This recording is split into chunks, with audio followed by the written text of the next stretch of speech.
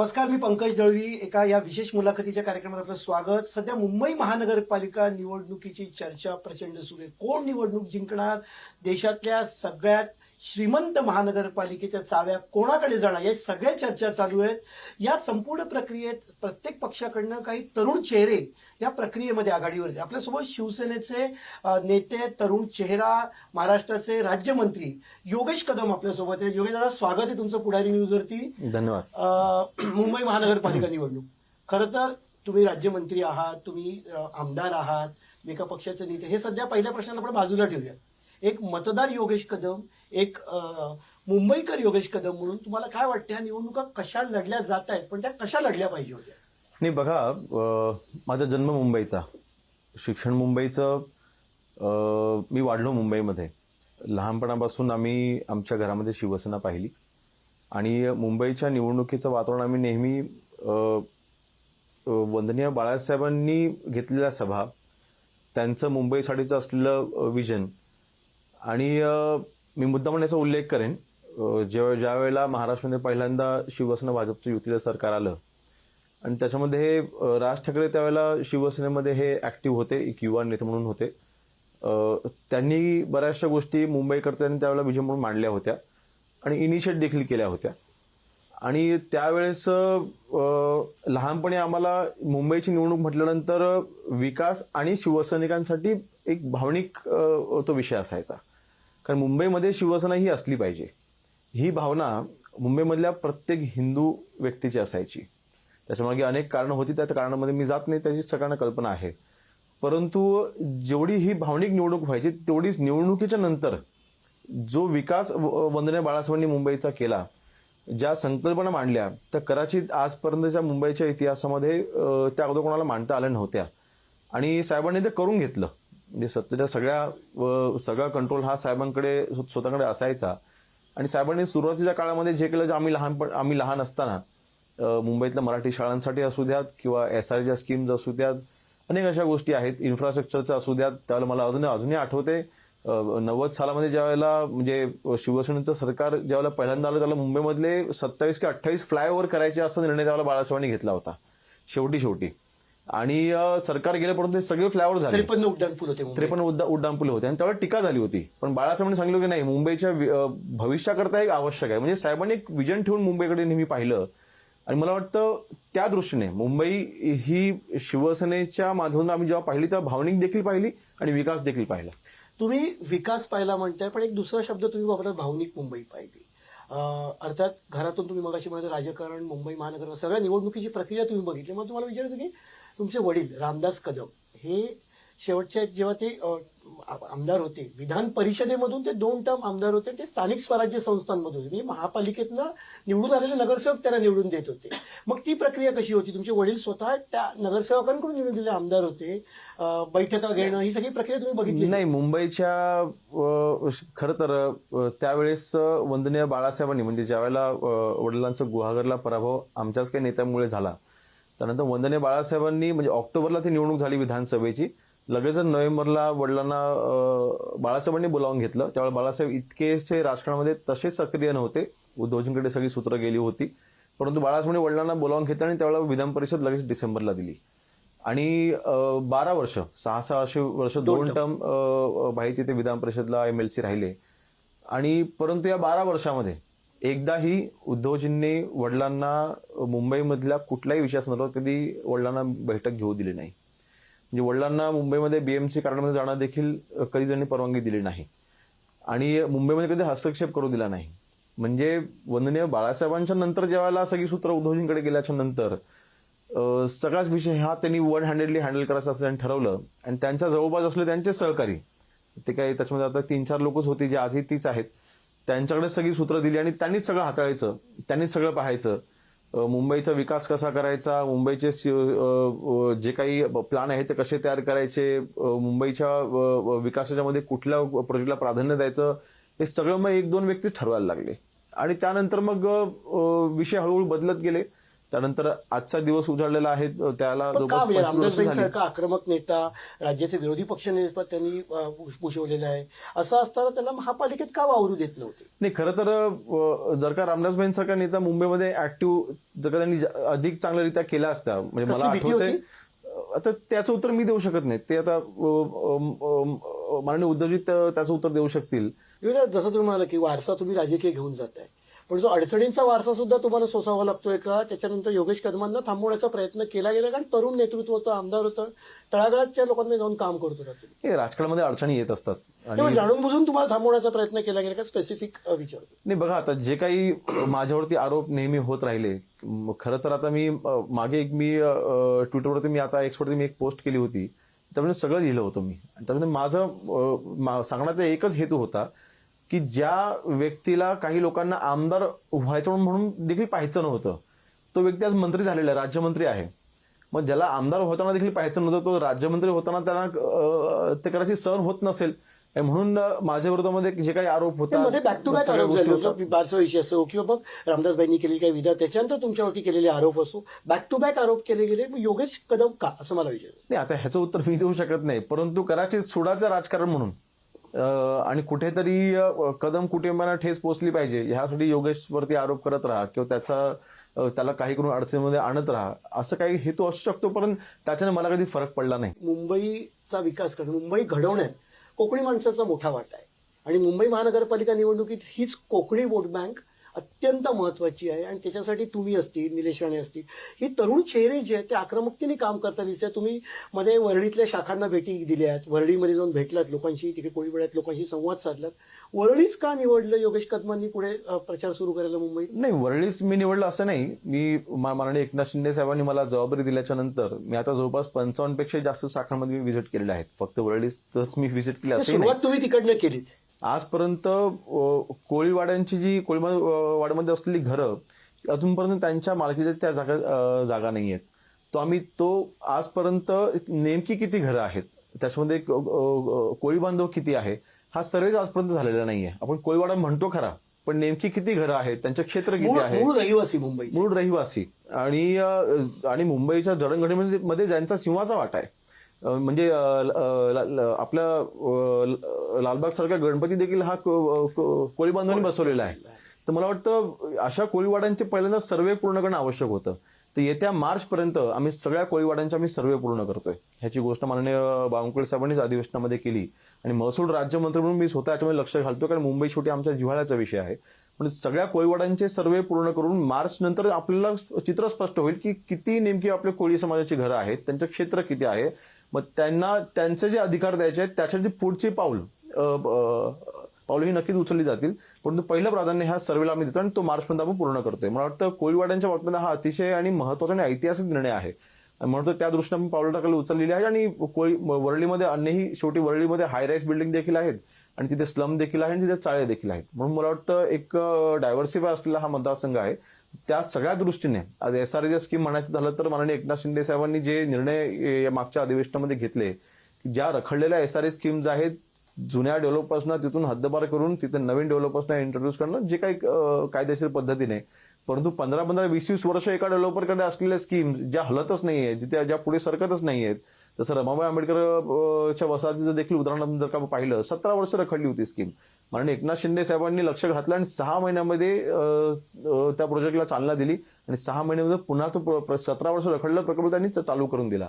तर असे रखडलेले प्रकल्प चालू करणं ह्याच्यावरती आपण प्राधान्य देतो. म्हणून मला वाटतं मुंबईमध्ये असलेले हे काही अतिशय सोपे प्रश्न, परंतु राजकीय दृष्टिकोन ठेवून काही लोकांनी अडकवून ठेवले असे प्रश्न आपण नक्की आता माननीय एकनाथ शिंदे साहेबांनी देखील सोडवायला सुरुवात केलेली आहे. तुम्ही गाडीनं प्रवास करता येतात रोडनी, तेव्हा तुम्हाला तुमच्या उजव्या डाव्या साईडला काही हल्ली बोर्ड दिसतात सगळे, हो हे आम्हीच केलं, काय मत आहे त्याच्यावर? नाही, मला वाटतं बघा, ह्याच्यावरती माननीय मुख्यमंत्री महोदयांनी देखील त्यांचं मत व्यक्त केलंय, जे मत आमचं देखील आहे. आता कोस्टल हायवे, मला माहिती आहे कोस्टल हायवे हा मुंबईच्या डीपीचा 1970 पासून प्लॅन आहे. 1970 साली कोस्टल हायवे करायचं नियोजन, त्यावेळेला डीपी प्लॅन पास करून ते नियोजित आहे. मग 25 वर्ष सत्ता असताना का नाही केलं तुम्ही? तो कोस्टल हायवे करण्यासाठी, कोस्टल रोड करण्यासाठी देवेंद्र फडणवीस साहेबांनाच मुख्यमंत्री व्हावं लागलं. तुम्ही 2.5 वर्ष मुख्यमंत्री असताना देखील त्याच्यामध्ये काही तुम्ही हालचाल करू शकला नाहीत. ते उलट तुम्ही त्याची गती कमी केलीत. म्हणजे फडणवीस साहेबांनी आणलेला प्रकल्प म्हणून तो अजून स्लो करायचा, असं त्यांनी जो निर्णय त्यांनी घेतला. तर असे अनेक विषय आहेत ज्याच्यामध्ये श्रेय हे नक्कीच राज्य सरकारचं असताना देखील मुंबईमध्ये यांचा महापौर बसला होता म्हणून ते सगळं श्रेय आमचं असं होत नाही. सुरुवातीपासून मुंबईमध्ये भाजपच्या मदतीने शिवसेनेचा महापौर होतोय. यावेळी सुद्धा योगेश कदमांना असं वाटतं का की भाजपच्या मदतीने शिवसेनेचा महापौर मुंबईत बसावा? बघा, कुठल्या पक्षाला वाटणार नाही आमचा महापौर व्हावा? नाही, महायुतीचा हवा ते उत्तर मला स्पेसिफिक मी म्हणतो ना, कुठल्या पक्षाला वाटणार नाही आमचा महापौर व्हावा म्हणून. आमची देखील इच्छा आहे की शिवसेनेचा महापौर झाला पाहिजे. आम्ही आज देखील विनंती करू, जर का भाजपच्या जर का समजा जास्त जागा निवडून आल्या, आता फॉर्म्युला तो खरं तर आमचे वरिष्ठ ठरवतील. महापौर हा कशा पद्धतीने ठरवला पाहिजे किंवा कसं तो त्या निर्णयापर्यंत पोहोचा, निर्णय हा शेवटी वरिष्ठांचा तो प्रश्न आहे. परंतु माझी एक शिवसैनिक म्हणून नक्कीच इच्छा असणार की आमचा मुंबईचा महापौर हा शिवसेनेचा असावा, अशी इच्छा असणार आहे. पण एका मतामध्ये मात्र आम्ही नक्कीच ठाम आहोत की महायुती म्हणून त्याची घोषणा देखील आम्ही केलेली आहे की मुंबईचा महापौर हा 100% मराठीच असणार आहे. या गोष्टीवर मात्र कुठेही दुमत नाही.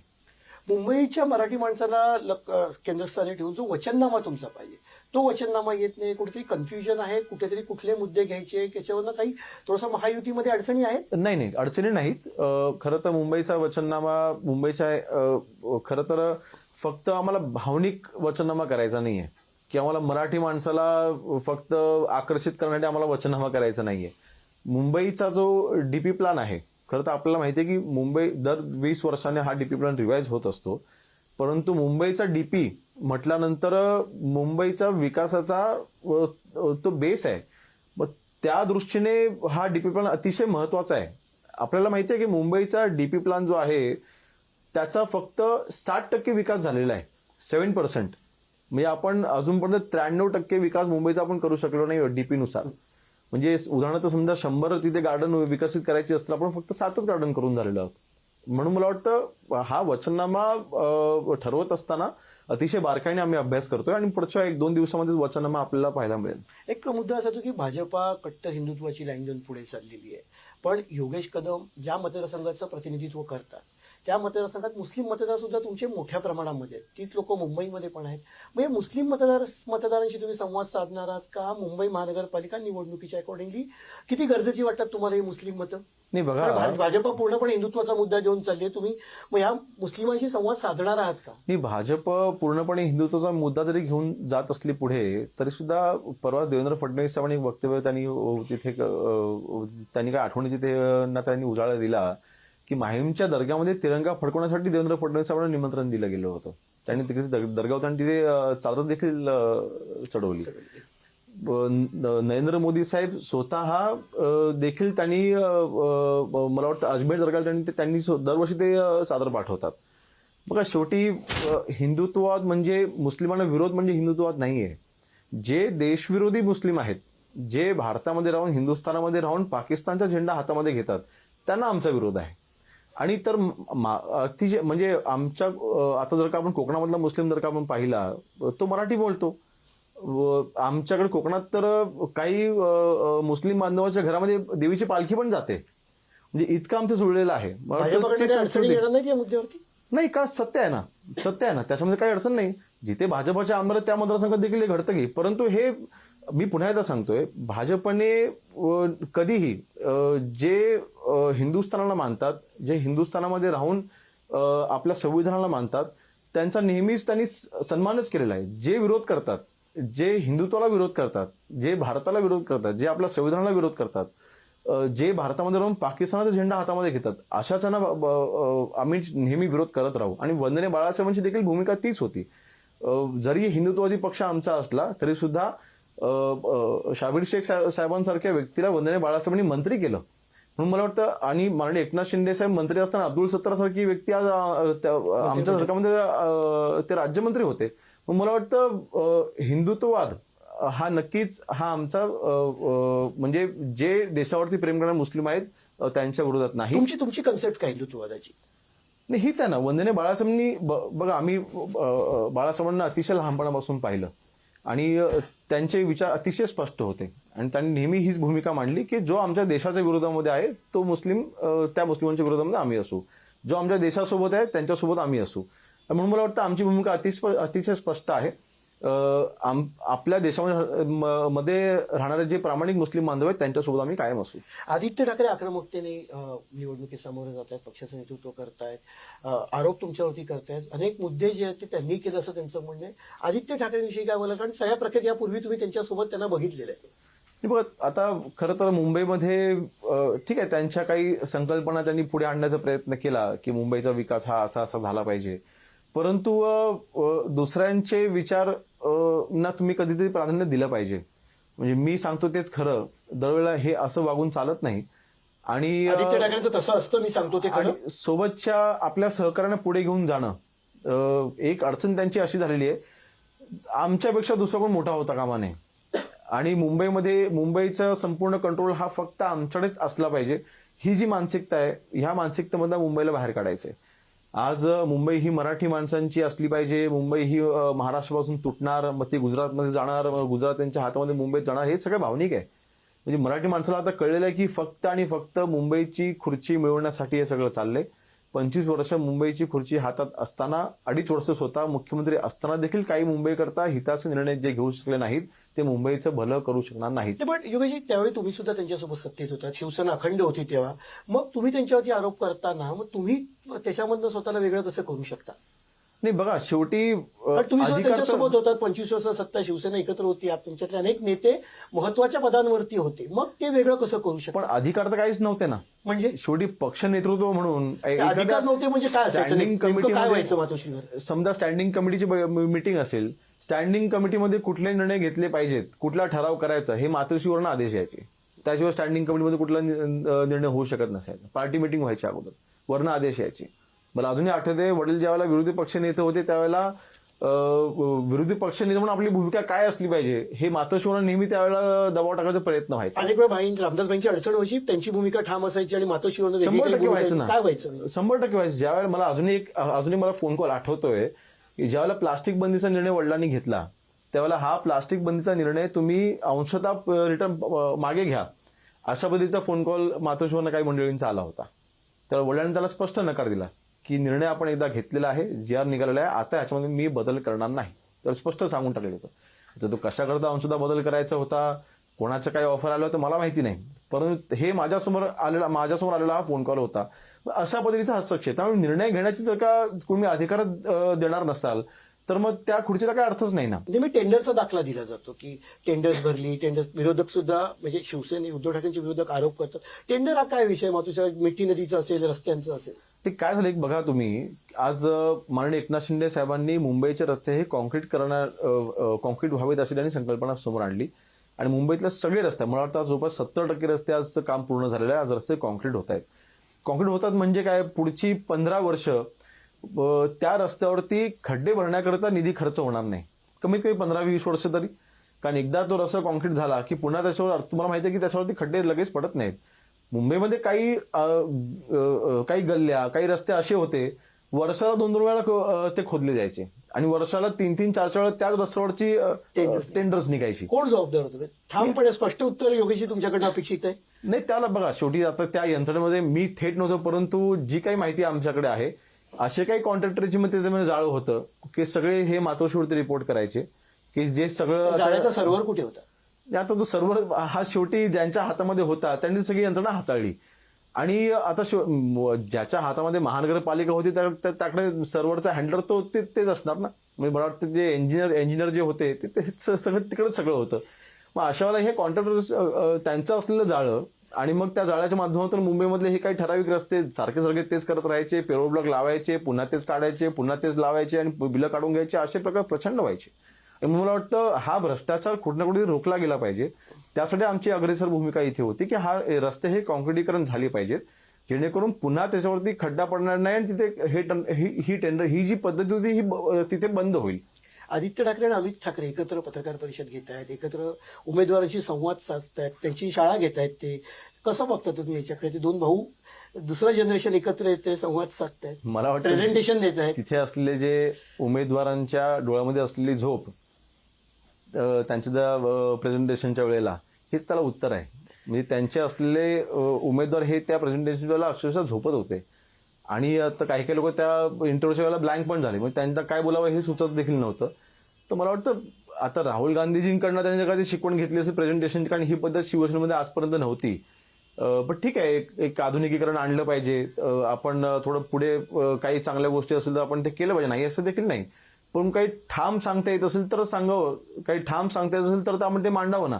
परंतु जे प्रकल्प आज तुम्हाला राबवताच येणार नाही आहेत, म्हणून मला वाटतं फक्त दुसऱ्यांच्या केलेल्या कामाचं श्रेय घेणं आणि मुंबईमधल्या असलेल्या मराठी माणसांना मोठी स्वप्न दाखवणं आणि एक प्रपोगंडा तयार करायचा प्रयत्न करा आणि तो दाखवायचा असा काही त्यांचा जो हेतू होता, मग त्या दिवशी तो पूर्ण फेल गेला असं माझं तरी मत आहे.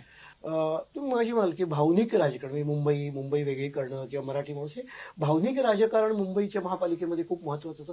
त्याच राजकारणाच्या मुद्द्यावरून तुम्ही निवडणूक लढवणार आहात की भावनिक मुद्द्यांवरच निवडणूक लढवणार आहात? नाही, आपण जर का तुम्ही आता 1-2 कदाचित उद्या किंवा परवा आमचा वचननामा हा डिक्लेअर होईल, जाहीर होईल, त्याच्यामुळे आपल्या लक्षात येईल आम्ही फक्त भावनिक राजकारण करत नाही आहोत.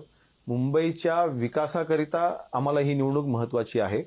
मुंबईमध्ये असलेले आता माननीय एकनाथ शिंदे साहेबांनी जो अतिशय महत्वाचा निर्णय घेतला आपल्या सरकारनी की 20,000 बिल्डिंग्सना ओसी म्हणजे ऑक्युपेशन सर्टिफिकेट नव्हतं, म्हणून तिथले घरमालक होते हे चारपट पाणीपट्टी भरत होते, चारपट तिथे मालमत्ता कर भरत होते, चूक बिल्डरची, पण ते भोगतायत कोण? तिथे राहणारे रहिवाशी. मग आपण निर्णय असा घेतला शिंदे साहेबांनी आणि आपल्या सरकारनी की 20,000 ज्या इमारती ह्या सगळ्या आहेत विदाऊट ओसी, त्यांना पुढच्या 6 महिन्यामध्ये ₹1 जादा न भरता त्यांना डायरेक्ट ओसी इश्यू करायची, जेणेकरून हा मालमत्ता जो काही भार तिथला असल्या रहिवाशांवरती पडतो तो पडणार नाही. असे निर्णय, हे निर्णय आपल्याला अपेक्षित आणि मुंबईच्या विकासाकरिता शेवटी मुंबई आपला आशिया खंडामधली सर्वात मोठी महानगरपालिका आहे. म्हणजे आणि आज आपलं जर का आपण पाहिलं तर म्हणजे भारताच्या 5 ट्रिलियन इकॉनॉमीचं आपलं जे टार्गेट आहे त्याच्यामध्ये 1.5 ची इकॉनॉमी ही आपण मुंबई आणि MMR रिजनमध्ये तयार करू शकतो, इतकी मोठी ताकद मुंबईमध्ये आहे. मग इतकं मोठं जर का आपलं मुंबई शहर असेल तर त्याचा विकास देखील तितक्याच गतीने झाला पाहिजे. इन्फ्रास्ट्रक्चरवरती माननीय देवेंद्र फडणवीस साहेबांनी जे निर्णय घेतलेत की त्यांनी जे इम्प्लिमेंटेशन केले ते ऐतिहासिक आहे. म्हणजे मेट्रो लाईन्स इतक्या फास्ट होतील कोणाला वाटलं नव्हतं, कोस्टल रोड इतक्या फास्ट चालू होईल हे कोणाला वाटलं नव्हतं, एअरपोर्ट्स म्हणजे आज नवी मुंबई जरी मुंबईच्या बाहेर असलं तरी सुद्धा तो मुंबईला सपोर्टिंगच राहणार आहे. आज मला वाटतं ह्या इन्फ्रास्ट्रक्चर डेव्हलपमेंटसाठी आज गोरेगाव मुलुंडचा आपला जो टर्न असेल तो असेल, त्यानंतर ठाणे ते बोरिवली असेल, असे अनेक इन्फ्रास्ट्रक्चर जे काही प्रोजेक्ट्स आहेत त्याच्यावरती जो खर्च आपण करतोय, त्याच्यावरती जे आपण कॉन्सन्ट्रेट करतोय, या सगळ्यांना घेऊन मला वाटतं विकास हेच आम्ही केंद्रबिंदू ठेवतोय. अर्थातच मुंबईमधल्या मराठी माणसांना मुंबईत घर मिळाली पाहिजेत, हा आमचा मूळ हेतू असणारच आहे. मुंबईमधला बाहेर गेलेला मराठी माणसाला पुन्हा मुंबईत आणण्यासाठी आज आपण जर का पाहिलं गिरणी कामगारांना घरं आजपर्यंत 2.5 वर्ष महाविकास आघाडी असताना का नाही करू शकले? एकनाथ शिंदे साहेब मुख्यमंत्री झाले त्यांनी पहिली चावी हे गिरणी कामगारांमधल्या तिथल्या आपल्या लोकांना त्यांनी दिली. अजूनही जवळपास 1 लाख घरं ह्या आपण बनवायच्या आपण तयारीमध्ये आहोत. मला वाटतं असे महत्वाचे निर्णय जे मुंबईकरांसाठी भावनिक आहेत परंतु विकासाच्या दृष्टीने महत्वाचे आहेत आणि एक आंतरराष्ट्रीय शहर म्हणून मुंबईचा विकास कसा असावा या दोन्ही दृष्टीने आम्ही आज काम करतोय. 29 महानगरपालिकांमध्ये विजयाचा गुलाल 16 तारखेला पूर्ण होता. 100% माहिती उधळणार म्हणजे येत्या 16 तारखेला मुंबईची सत्ता ही मुंबईकर 100% महायुतीलाच देईल. धन्यवाद योगेशजी, तुम्ही पुढारी न्यूजशी संवाद साधलात, मनमोकळ्या गप्पा मारल्यात त्यासाठी. खरं तर मुंबई महानगरपालिकेची निवडणूक लढताना भावनिक मुद्दा समोर न घेऊन जाता विकासाच्या मुद्द्यावर निवडणूक लढणार असं योगेश कदम यांनी सांगितलेलं आहे. या कार्यक्रमात वेळ झाली इथेच थांबण्याची. तुम्ही कुठेही जाऊ नका, पाहत राहा पुढारी न्यूज.